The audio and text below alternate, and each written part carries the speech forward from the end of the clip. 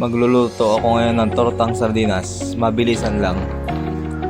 Naglagay ako ng mantika. Next ang ating bawang. Pupulay lang natin siya ng bahagya. Bali, iipitin ko siya ng sandok para madurog siya ng durog na durog. Dahil hindi naman pinong-pino yung pagkakahiwa ko niyan. Next natin ang sibuyas na puti. Ayan. Antayin natin siyang maluto dahil yung ating sardinas mabilis naman siyang maluto. Ayan, bali ilalagay ko na ngayon yung sardinas. Isang lata lang yan. Yung sardinas yan, iipitin natin ng, ng sandok para madurog siya. Kailangan madurog na durog yan para sa ating tortang sardinas.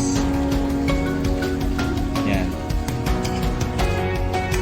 Halo-haloy lang natin para talagang durog siya. Tapos lalagyan natin siya ng betchin. Konti lang yung betchin na nilagay ko dyan. Tapos konting asin. Yan. Tapos lalagyan natin ng 2 pirasong itlog lang yan.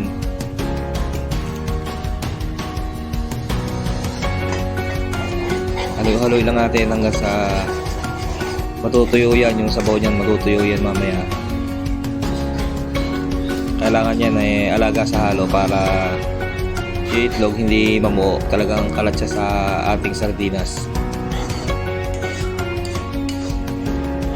Yan, medyo natutuyo na siya. Pag natuyo na yan, ready na yan, pwede na yan.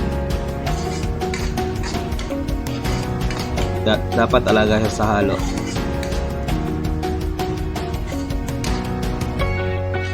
Yan o.